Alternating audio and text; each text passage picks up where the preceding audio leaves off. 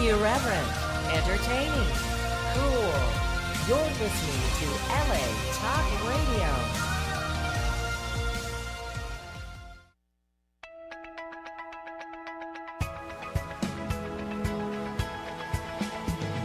You're listening to Answers for the Family with Allen-Cardoza, right here on LA Talk Radio. Greetings to all of you listening around the world, and a warm welcome as we bring you another edition of the Answers for the Family radio show. I'm your host, Allen-Cardoza, and if you're a regular listener, thank you for joining us once again. And if this is your first time, please make yourself at home, get comfortable as we bring you Answers for the Family. Now, each week, this show will address issues such as locating a runaway teen, family crisis intervention, building self-esteem, dealing with addictions, lasting health, and so much more. Now, having over 30 years' experience working with families in crisis, I've been fortunate to meet and work with some of the top professionals in many of the helping fields and skilled authors who are working to make this world a better place for all of us. Now, you can all do me a big favor. So please check out some of our past shows at answersforthefamily.com to hear some informative and entertaining guests, as well as some dynamic co-hosts, discuss ways for you and your loved ones to become happier, healthier, and more at peace. Now, I'm also looking for some show ambassadors who will forward at least one of our shows to your social media group and or someone you know that can benefit from a particular show. Now, I guarantee you, many of you out there are going to listen to this show and say, I know exactly who to send this to. So when you get that feeling, please do so. Now, hopefully with me today is going to be the guest co-host, which is Gabriella Von Ray. For those of you that have been listening, you know that we've been doing a little piece called Where in the World is Gabriella, as she travels around the world on her Dare to Be Kind movement.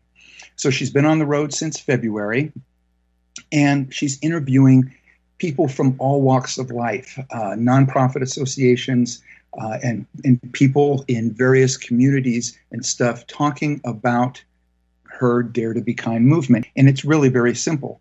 She's just asking that everybody do one act of kindness a day within a 2-mile radius. Seems simple, but that one thing will make a huge difference. So she'll be able to join us. One of the things about being on the road is everything doesn't always work in the right time frame that you might want it to be. So she will be with us soon. But we will still continue in regards to our guest, who is Yun Rou, which means soft cloud.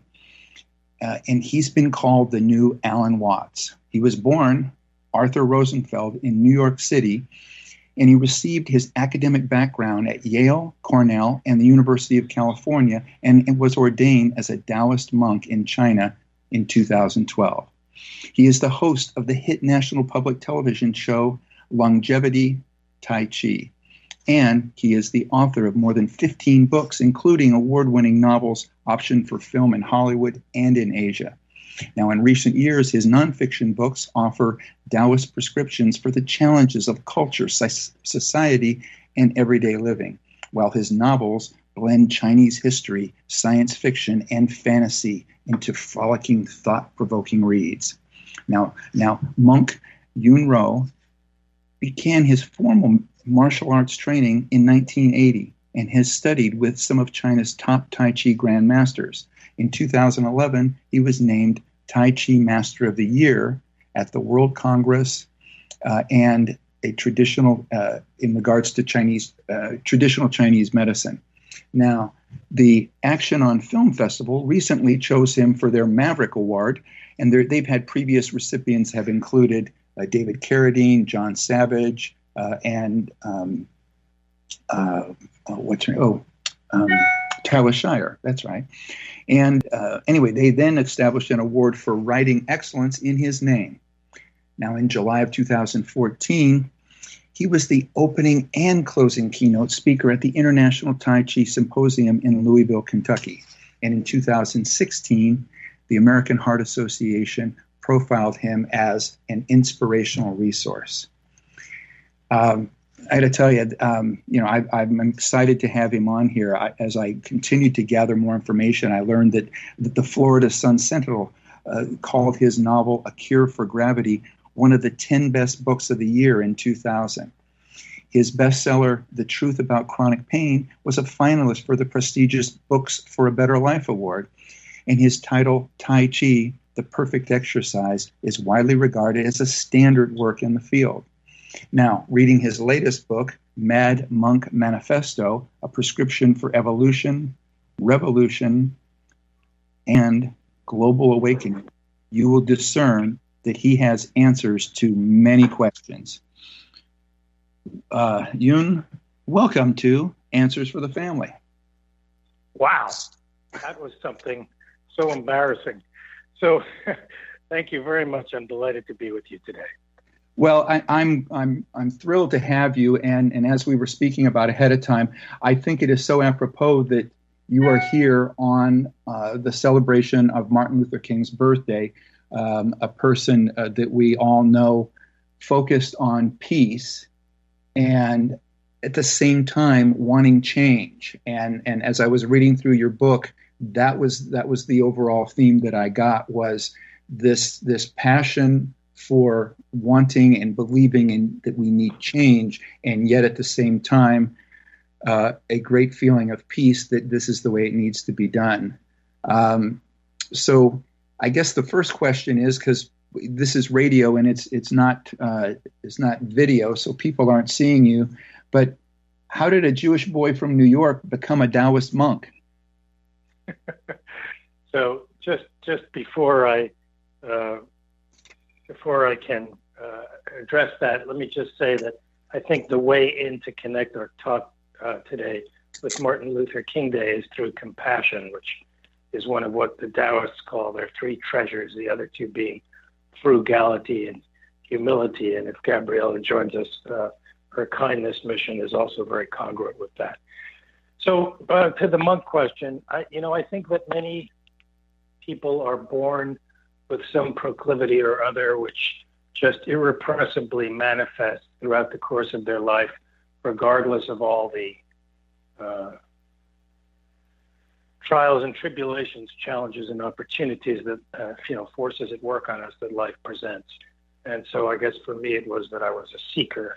I was just one of those folks who wanted to be like a little turtle who could swim on the surface of the pond and look out at the great big world and then duck his head under the water and see everything beneath the surface too.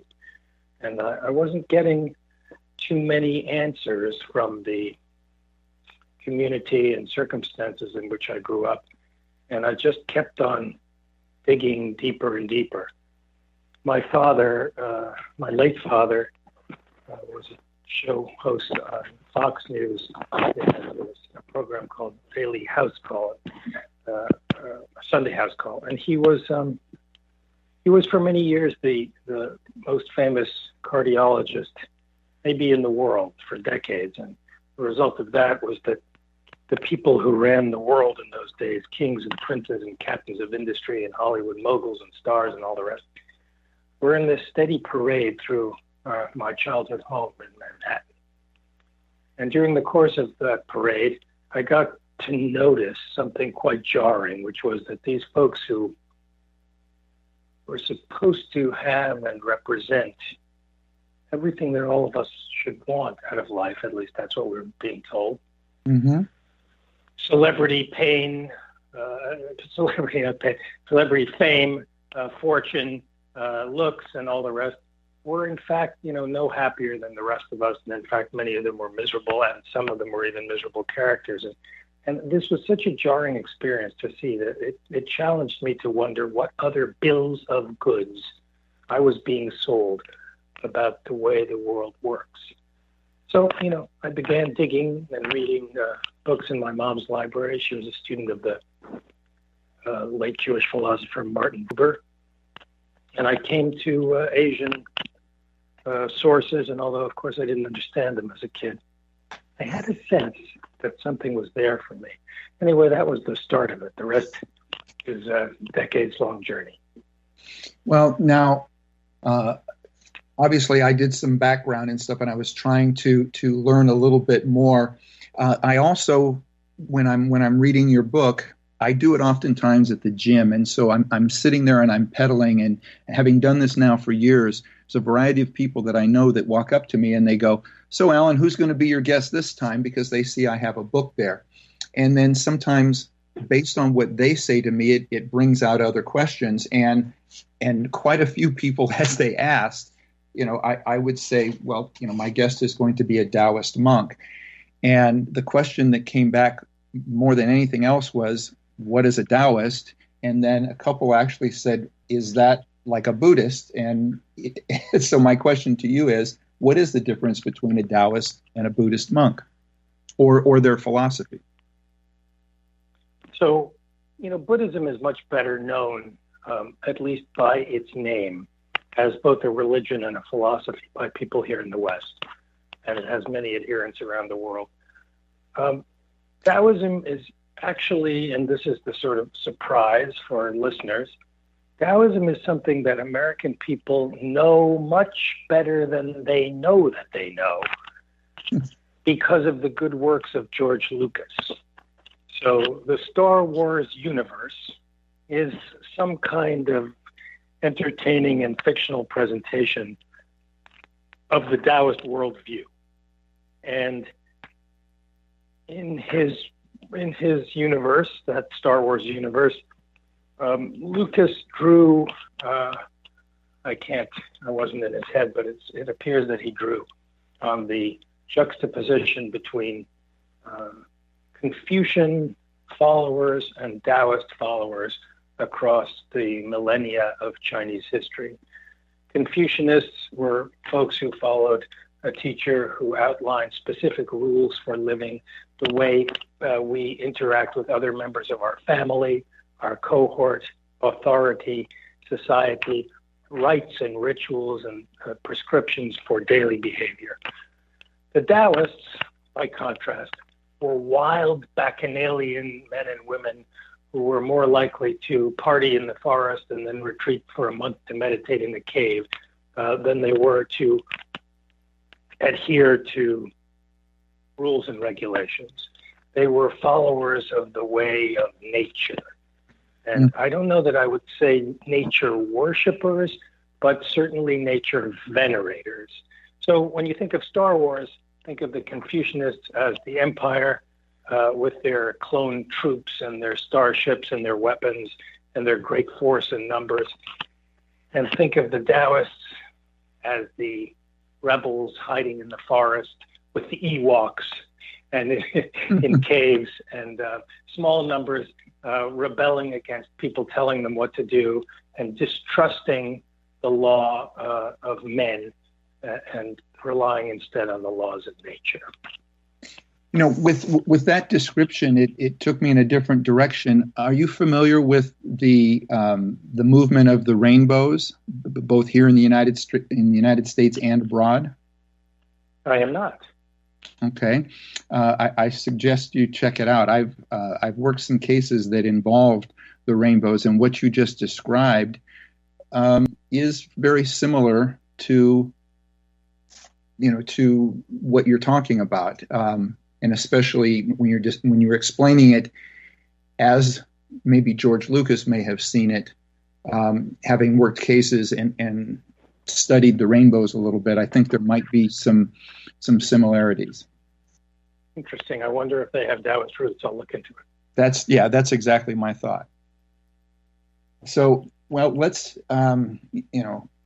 talk about the book a little bit, because and again, as I'm sitting there pedaling at the gym and people are coming up and they're seeing the name of the book, Mad Monk Manifesto. Okay, that brings up all kinds of visions for people. Share with us a little bit about, after 15 books, why you chose to write this book and why that name is what you came to. Well, monks prize equanimity and personal peace and equilibrium. And so I'm slightly abashed to admit that events of 2016 and subsequent events got me a little.